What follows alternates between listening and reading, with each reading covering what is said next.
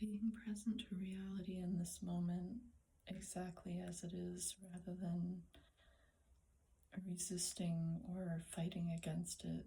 It peels away one of the first kind of main layers that is keeping us from seeing the truth of reality exactly as it is. The flow of my last 5 days in Costa Rica was fascinating. So I was at my brother-in-law's house, and I was getting ready to leave to go visit a friend the next morning, and I could have asked him to take me to the bus station, which was about 25 minutes away, but I just decided to let it go and told him that I was going to get an Uber because I was having to leave at like 3:45 in the morning, and so I didn't want to bother him, and so I went to bed like that.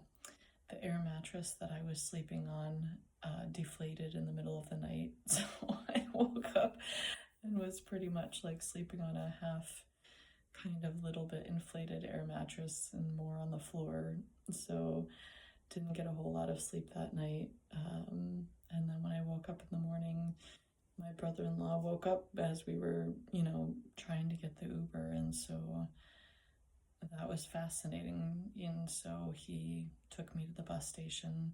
I got to the bus station, and the bus that I wanted to be on, the 6 o'clock, was full, and so they put me on a 6:15 bus. When I got on the bus, so they give you a ticket with a seat number. When I got on the 6:15 bus, I didn't actually know where my seat was. It was not super clear because they had put me all the way in the back of the bus where there are like 5 seats all together, which I felt a lot of resistance to. I really didn't want that, and I really wanted to sit next to a window so I could sleep because I was really tired. And so when I asked the people who were sitting there already which seat was seat number 49, they kind of moved over and let me sit in the very center. So I had 2 people on one side and 2 people on the other side. And the men that I had on either side were quite large. And so I was like squished for a 5-hour bus ride. And part of me like had these things that wanted to like resist and fight and like, oh, but I think my seat is actually the one next to the window, or maybe I can go and see if there's another like empty seat somewhere that I can sit at.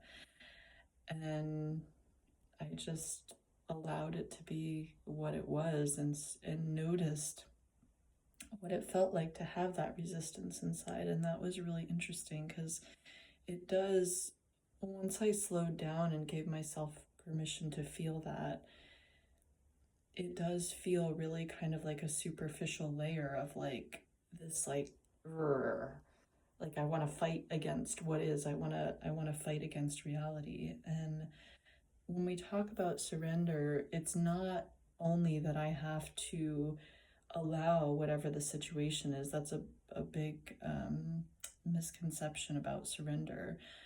Sometimes surrender is about listening to what is authentically flowing and knowing that there is something that needs to be done in a situation to change what is happening.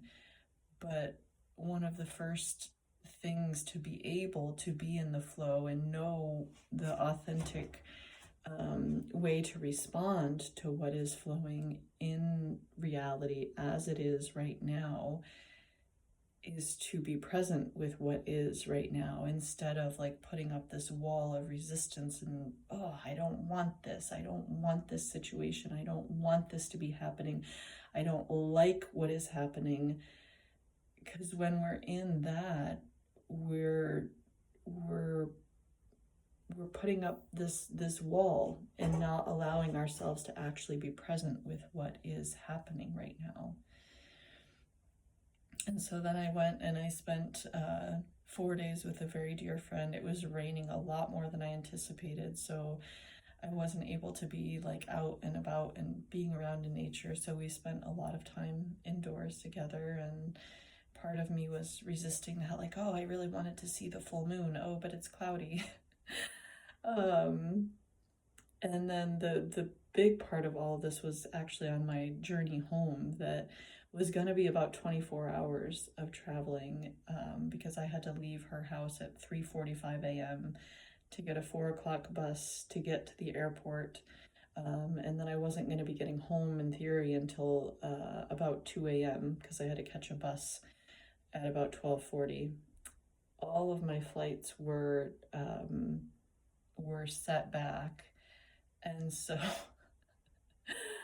I got to Boston, and I missed my bus by about 10 minutes, which was really frustrating. But at the same time, because I was giving myself permission, like I just actually felt in this journey much calmer and capable of like having the capacity to just be present with the delays in flights and not knowing when we were actually going to, take off and what was going to happen and was I going to make my bus. And I felt actually very calm and relaxed. And that's the other thing, when you let go of the resistance to reality, two things. You can feel what's actually authentically like what emotions are coming up, which I noticed in this case, I really didn't have a lot of emotions. It was mostly just tired. Like I was really tired.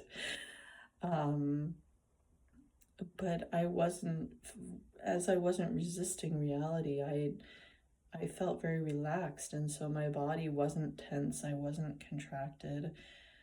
I was just being with what was. And so I got into Boston. I missed my bus by 10 minutes. So that meant I had to wait now until 5:15 a.m. to get on another bus. So I had about 4.5 hours to be just hanging out in the airport. And I had already been awake for almost 24 hours.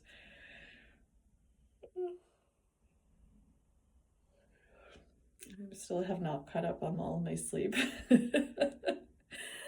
And so I went into I think other moments I wouldn't have even been available maybe to think about this, because I would have been so frustrated and annoyed and, resistant to what was. I might not have even thought of this option, but I chose to go in. There was a little room, like office next to the baggage claim, that usually you go in there to when you lose a bag or your bag didn't come through. And I walked into the room and I asked the woman, I said, like, I missed my bus. I have to wait like 4.5 hours. Do you know if there's like a safe, relatively comfortable place that I can rest in these 4.5 hours? And she actually gave me a cot. And so on this cot, I went like behind the baggage claim belt where they were blaring Christmas music. It was actually really hysterical. I was like at a point where I had to laugh, because there was nothing else to do. Like there wasn't even like oh, I'm so pissed off. It was just like yeah, this is what is. And when I called my husband, he was like, oh, maybe we should pay for an Uber for you to come home. And I was like, whatever, it's 4 hours. Like, I'm just going to rest here. So, I mean, it was extremely uncomfortable to lie on a cot with lights, like full on blaring lights and blaring Christmas music, and kind of the same set of Christmas music playing over and over and over again. But I was actually very tranquil. I didn't feel a need to fight against what was happening. And so I think that one of the biggest things that I was noticing about surrender in this journey, as I had people lying practically on top of me on the bus, and I was squashed and couldn't really rest, and is that I can be present with what is. And when I'm present with what is and not fighting against it, there's all of these like war on drugs, war on fight against breast cancer. And surrender is not about not taking steps to shift things. It's about being present with reality so that you can peel that layer of resistance away, which gives you more access to the authentic flow of knowing what needs to actually be done so that the situation that you're in can come to a resolution that actually makes sense for the whole, for the whole.